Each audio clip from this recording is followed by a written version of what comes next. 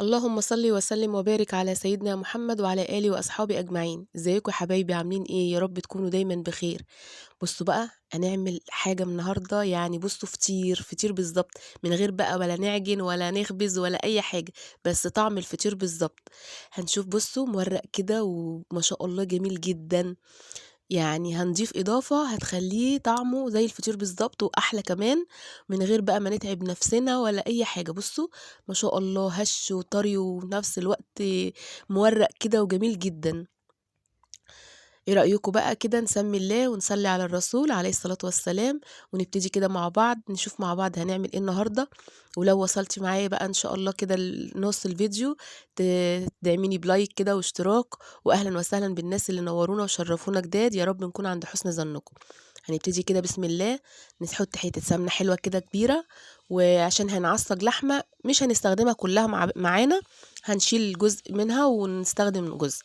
أنا باحب أعصّجها كده وأجهّزها عشان تبقى جاهزة معايا في أي وقت كده أستخدم منها، أعمل صينية بشاميل تبقى جاهزة، أعمل صينية جلاش، أعمل أي حاجة تبقى معايا، لو حتى هاعمل بيتزا كده على السريع تبقى مجهّزة كده معايا إيه، تنجز معايا وقت. هنبتدي كده بسم الله، أنا هاعمل بقى إيه، هاجيب بصل وأفرمه في الكبة، أحط حتّة سمنة حلوة كده في الحلة كده عشان يعني تكفّي معانا الكمية. أنا هنا عملت البصل عملته في الكبة كده قطّعته، وهابتدي بقى أضيفه كده على السمنة أول ما إيه تسخن معايا.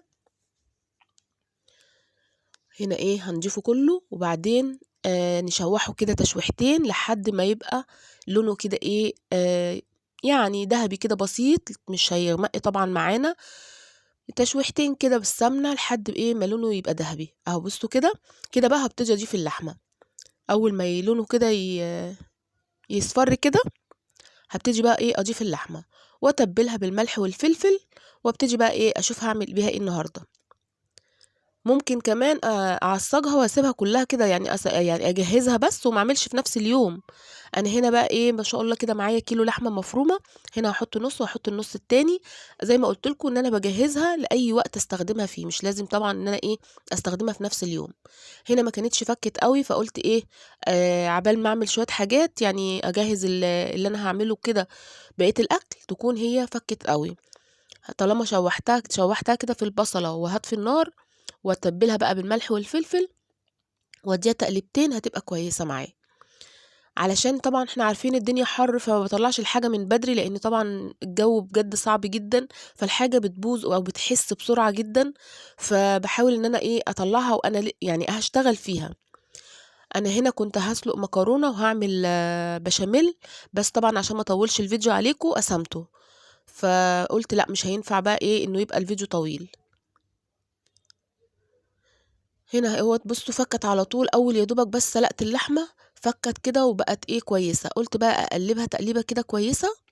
هنا هاعمل التوابل بتاعة العصّاج والحواوشي، دي هاضيفها علشان طبعًا دي للحمة المعصّجة بتاعة my way تحفة، توابل my way بصراحة جميلة جدًا، باستخدمها يُعتبر أغلبها، يعني باستخدم منها بتاعة الشاورما والحواوشي والكفتة والرز المبهّر ما شاء والكبدة. في شوية توابل كده بصراحة ما باستغناش عنها، والشاورما السوري، يعني حاجات كده جميلة، بصراحة ما باستغناش عنها، كل أمّا تخلص أجيب كده مجموعة التوابل بتاعتها. هنا بقى هنبتدي إيه، طلّعت كان عندي لفة جلاش كده في الفريزر، طلّعتها وفكِّت كده معانا، طبعًا ما بتاخدش وقت طبعًا عشان إحنا شايفين الجو. هنا بقى إيه، هادهن الصينية سمنة طبعًا، حتّة سمنة حلوة كده علشان طبعًا ما تلزقش معانا وتطلع مورقة كده زي ما شُفناها في أول الفيديو. هنا بقى هابتدي كل ورقة كده، مش لازم أدهن كل ورقة، بس المهم إن أنا أحط كل ورقة لوحدها منفصلة. ليه بقى؟ بتدّينا فواصل كده بين الورق عشان يطلع مورق كده وحلو، وفي نفس الوقت ما بتبقاش إيه، يعني أمّا بتيجي تشرّبي المشروب اللي إحنا هنعمله، المحلول اللي إحنا هنعمله، محلول التوريق زي ما بنقول عليه، ده هيتغلغل كده بداخل الأوراق ديّة، وهيبقى مسقي، يعني الصينية كلّها هتبقى مسقية ومتشرّبة حلوة جدًا، هتدّينا توريقة زي الفطير بالضبط. هنا بقى هارُص كده الورق حوالي نُص اللفة، وهابتدي بقى إن أنا أحُط اللحمة المفرومة. أنا هنا خدت طبعًا كمية معقولة على قد ما أنا عايزة من الكمية اللي أنا إيه معصّجاها، وهاشيل الباقي في التلاجة أو في الفريزر حسب، لو أنا هاستخدمها تاني يوم والّا حاجة هاشيلها في التلاجة، لو هاطوّل عليها أكتر هاشيلها في الفريزر. هنا بقى هاوزّع كده الكمية المناسبة اللي أنتِ عايزاها، طبعًا الكمية اللي أنتِ تناسبِك حطّيها في الصينية في النُص كده، حطيت نُص اللفة زي ما قُلت لكم، ورقة لوحدها، كل ورقة لوحدها. لو عايزة تدهنيها بس أنا ما بافضّلش أدهنها عشان ما تبقاش تقيلة، يعني إيه باخلّيها كده تبقى خفيفة عشان ما تبقاش دسمة زيادة عن اللزوم. وزي ما قُلت لكم كده في محلول التوريق هاورّيه لكم دلوقتي، هيدّيها طراوة حلوة جدًا وهيتغلغل بين الورقات. معلش أنا قفلت عشان الأذان، طبعًا ما ينفعش نتكلم والأذان بيأذن. هنا بقى إيه، رصيت اللحمة زي ما إحنا اتفقنا كده وحطي الكمية المناسبة ليكِ، تمام. الورقات زي ما اتفقنا إن إحنا بنحط ورقة، ورقة، مش لازم ندهنهم علشان تبقى خفيفة ومش دسمة زيادة عن اللزوم. هنا بقى هابتدي إيه أحط الطبقة التانية من الجلاش، طبعًا بنساوي اللحمة كده علشان تبقى متوزعة في كل الجوانب وفي كل الصينية. هابتدي بقى أحط الورقات التانيين، نُص اللفة التاني، وورقة، ورقة برضه زي ما إحنا اتفقنا. أي بقى بواقي كسر يعني من الصينية، يعني نُص الورقة، ربع الورقة، أي حاجة بتحطيها بقى في النُص ما بتبقاش باينة خالص وبتطلع مورقة وجميلة جدًا. بُصّوا هنا أي حاجة انصاص، يعني اللي هي مثلًا قطعتها عشان أضبط مقاس الصينية، باحطها بقى في النُص، والمهم آخر ورقة أو ورقتين كده هُم اللي بيبقوا متساويين وسلام ما فيهمش أي تقطيعات ولا حاجة، عشان يعني الشكل النهائي بس. لكن في النُص بقى حُطّي كل البواقي الكسر معاكِ، مش هتبقى باينة ولا أي حاجة، كُلّه لمّا بيتسقي بيستوي ما بيبقاش فارق معاكِ في أي حاجة.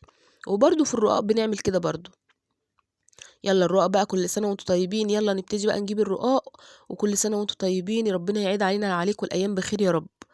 لو وصلتِ بقى معايا لحد هنا ما تنسيش اللايك والكومنت الحلو منِّك عشان أعرف إن الفيديو عجبِك والّا لأ، وقولي لي رأيِك بقى، بتعملي صينية الجلاش كده والّا بتعمليها بطريقة تانية؟ لو بتحطّي بقى سمنة كتير يعني أنا ما بافضّلش صراحة إن السمنة كتير عشان تبقى دسمة أوي تقيلة، ما تبقاش تقيلة علينا يعني، تبقى الأكلة كده خفيفة وحلوة وبالهنا والشفا، والعيال بيحبوها جدًا وبيروحوا وييجوا كده. أقطّعها وهاسيبها كده للي عايز بيروحوا وييجوا عليها، مش لازم يعني تتحط إيه جنب الأكل أساسي، لإن إيه بتبقى خفيفة وحلوة. هنا بقى هابتدي أقطّعها كده مربعات زي ما أنتِ عايزة. هنا بقى إيه قطّعيها المقاس اللي يناسبِك. أنا باقطّعها كده قبل ما أدخّلها الفرن.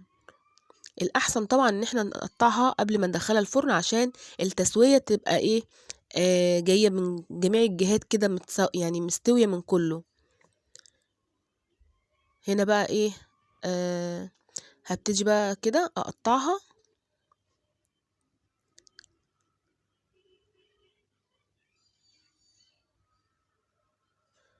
بس باحاول إن أنا ما اوصلش لأرضية الصينية علشان ما يبقاش في تجريحات في الصينية، يعني على قد ما أقدر أوصل للآخر بس ما اكحّتش في الصينية أو ما اعلّمش علامات في الصينية علشان إيه طبعًا ما تعلّمش معانا. هنا بقى هنبتدي نعمل محلول التوريق زي ما اتفقنا. هنا معايا كوباية لبن كبيرة كده حلوة، تمام. أنا حطيت في برطمان كبير علشان لمّا أحط بالبواقي يعني بقية الحاجة، بقية المكونات تبقى معايا بزيادة.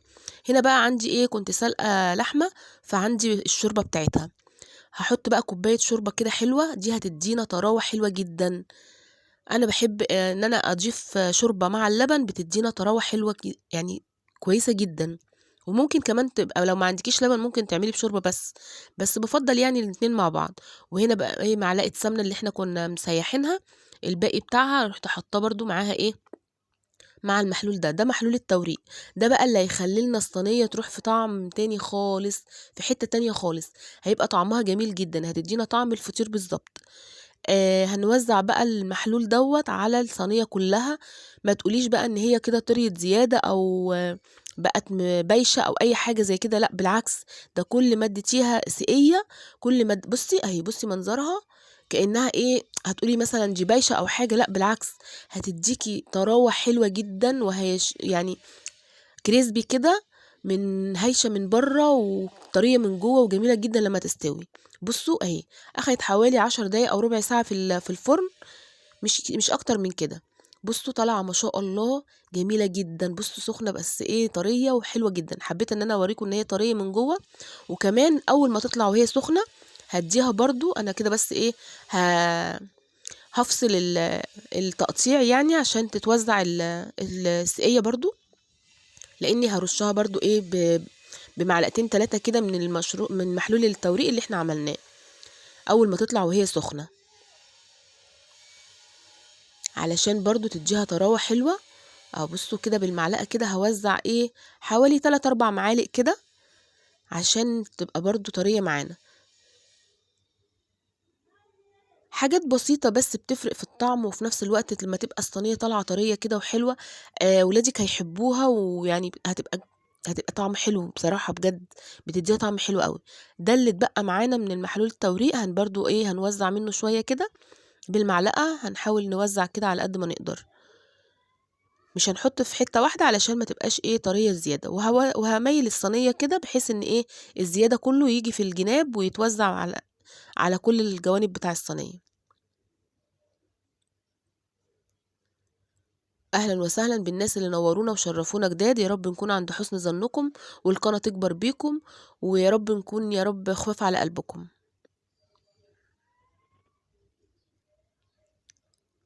هنحاول بقى كده ايه معلقة كده نوزع على قد ما نقدر، وهغطيها وهسيبها ساعة الأكل هتبقى جميلة جدا طرية وحلوة زي ما شفنا في أول الفيديو.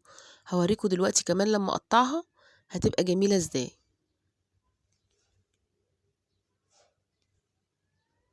هنا بقى هبتدي أطلعها في الطبق التقديم أو الطبق اللي هتقدمي فيه الأكل. بصوا طرية وفي نفس الوقت جوسي كده، مش طرية معجنة ولا طرية يعني كده، لا هي حلوة وفي نفس الوقت بتديها طعم حلو قوي. بصوا الأرضية كمان لونها مستوي حلو جميل جدا. طبعا معلقة السمنة اللي حطيناها في أرضية الصينية بتفرق معانا كتير. بصوا مورقة وطرية وجميلة. ألف هنا وشفا لكل اللي كل منها، ما شاء الله عجبتهم جدا. بصي بقى بتديها هشاشة كده، التوريق ده محلول التوريق دوت بيديها كده ايه هشاشة وطراوة كده جميلة جدا. يا رب يكون الفيديو عجبكم، والسلام عليكم ورحمة الله وبركاته.